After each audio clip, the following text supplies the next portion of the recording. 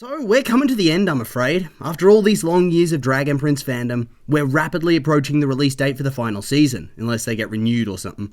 Which I suppose is a possibility, but I haven't heard any news on that front, and considering Netflix's track record with animation, I wouldn't exactly be holding my breath or anything. I think there's a good chance that this is it for the show and the franchise. So it's a bit bittersweet to be getting the trailer for Season 7, especially since the most recent season was really high quality. A massive return to form for the franchise as a whole, I think. But now, there's not much else for it but to dive into the trailer and see what we can find. Okay, so we start off the trailer witnessing a bunch of the main characters returning to Katolis after its destruction at the end of the last season by Sol Regem. I'll be honest, although they're going to frame this as a massively emotional scene where they've lost everything, didn't everybody escape?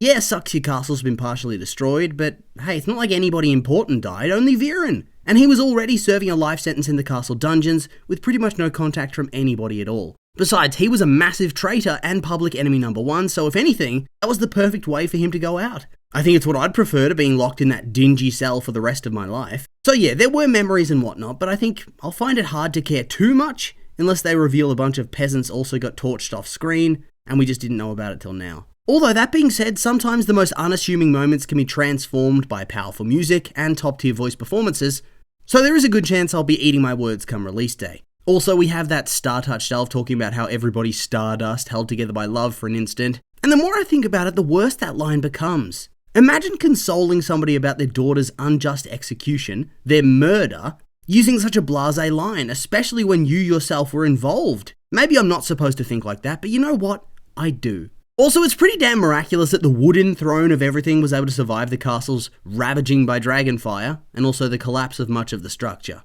Must be some fine woodcrafting right there. We then cut over to where Claudia released Erebos from his prison, with Callum openly stating via narration that Erebos is back. So I guess there's going to be some interaction early on, right?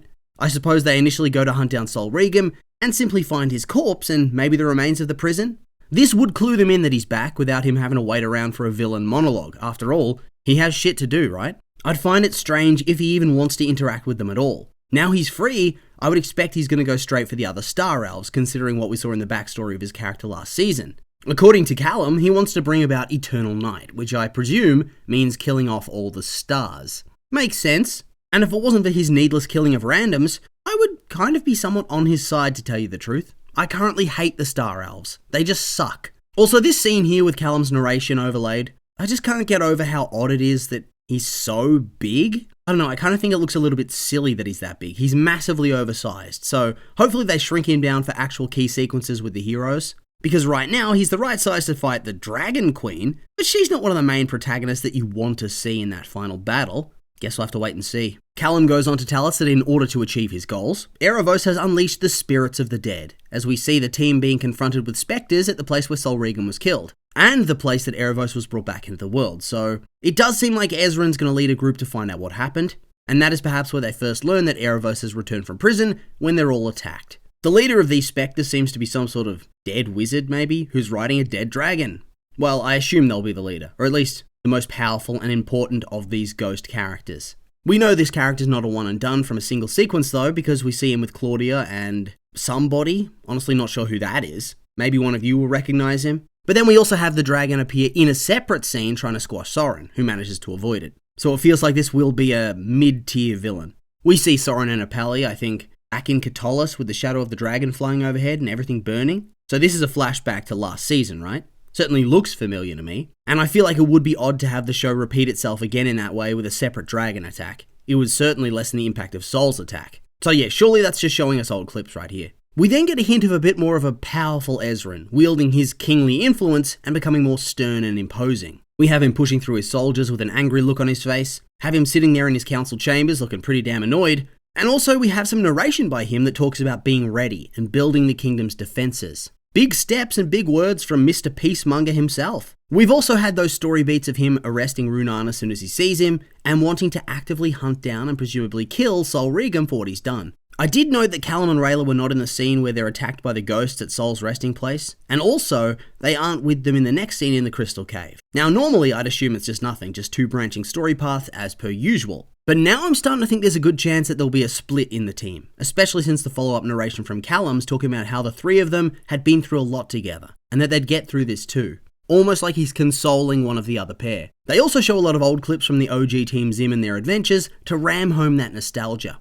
Classic audience manipulation tactics. This actually has me really excited. I'm a sucker for some drama, and Ezran really did need more of a story than what he's gotten for the past couple of seasons. The guy's been all about peace and love and friendship, which is all well and good, but eventually you need something with a bit more substance in order for the character not to stagnate any further. But yes, all those old clips of Team Zim, they hit me right in the feels. Can't believe we're almost done now. Also, I forgot how small Ezran used to be. My god, so little. Next up, we have a bunch of older clips from across the show's whole run, complete with Callum voiceover, where he talks about how dragons, elves, and humans have all done terrible things to one another. All of them have made mistakes. And I do have to say, I love the show, don't get me wrong, but I've always found that the show never really addresses that in the context of the show, humans were a widely oppressed people for what, generations? Oppressed by who? Dragons and elves, many of whom are still alive in the show today. I mean, Sol Regan was legitimately the king at one point, and he clearly considered them lesser life forms. He actively said that. A big part of that whole Sun-Elf schism is because of anti-human prejudice, or traditionalism.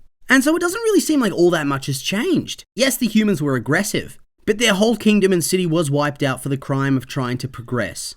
Oh, they use dark magic, so let's destroy them all. When people are oppressed for so long, is it any wonder that it creates the powder keg necessary for the likes of Viren to rise to power based on anti-elven fear and resentment? I know we like characters like Zubeia, but didn't she put out a hit on Ezran? An assassination? And those elves that she sent, they would have been perfectly content killing a little boy. So I truly believe a lot of them still buy into that perspective of elves and dragons genuinely being a higher form of life. And since our protagonists have always been idealists, they always push this reconciliation at all costs. But there's never been the necessary introspection and analysis of the dark side of Xadia and its people.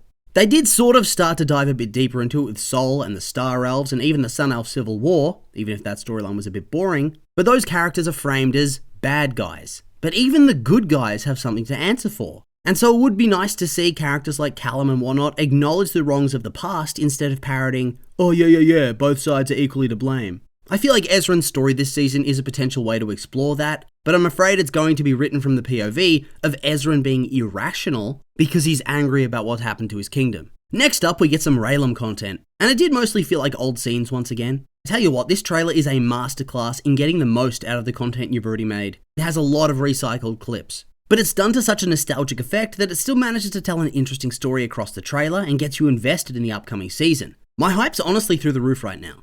So yeah, it does seem like Raylan's going to take a bit of a center stage this season, which it needs to. They really did bungle the progression of the ship with the breakup and the slow burn for the second saga, so it really is now or never, or it's going to be one of the show's biggest missed opportunities. It really is one of the anchor points of the show's fandom, so surely they need to give us a satisfying conclusion and give it to us now. As part of this chunk of the trailer, we're reminded by one of the blindfold elves that if Callum ever uses dark magic again, he'll be overwhelmed by darkness and corruption. So obviously, this is a 100% guarantee that he will be using dark magic again. There's no reason to create such a stipulation unless you're going to use it. I've seen some folks speculate that this will be used to give a bittersweet ending and kill Callum off or something, but I think that would be pretty shit. No one wants to see that. This is something you use in like the third to last episode. You have an episode or so of Dark Callum before he's freed, or even better, frees himself, and they have a final battle with Erebos. We also got some massively awesome new shots for this part. There's Claudia powering up in what seems to be lava or flame armor, and then just breathing fire.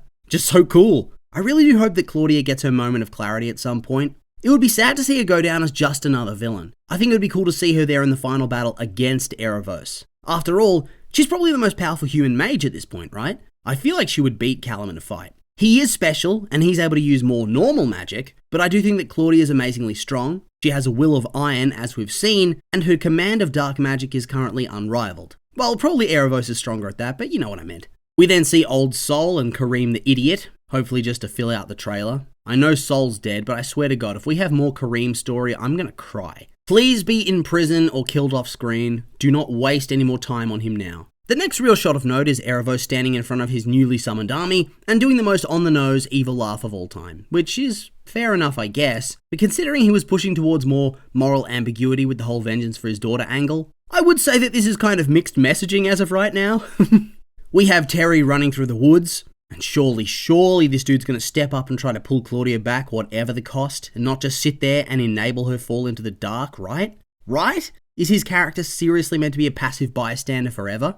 That'd be a shame. We had a scene of Soren and Rayla dueling? Is this new? I think it must be, surely. I wonder what the context for this is. Arresting Runan, perhaps? My hype continues to grow.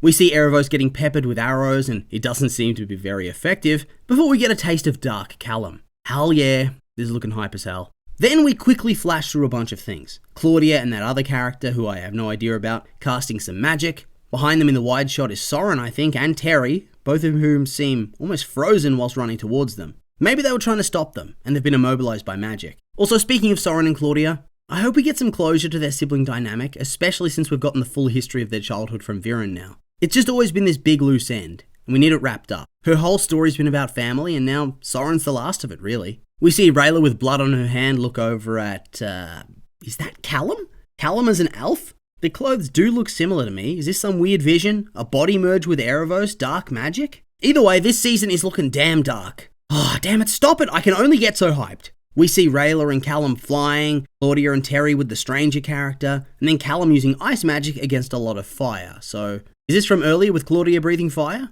A mage showdown? Hell yeah, let's go! My god, this season is primed to be amazing if this trailer's anything to go off. There just seems to be so much to look forward to. I hope they have enough time to do it all justice, and it doesn't feel rushed or undercooked. If it does though, well, at least we had a really good trailer to watch. But yeah, beyond that, not much else to say. And so I will just remind you these have all been my opinions, and now I'd like to hear yours. What did you think of the Dragon Prince trailer? Are you hyped? Maybe not. Anything I've missed that you want to add? I'm curious for your thoughts, so make sure to like, comment, and subscribe, and let me know.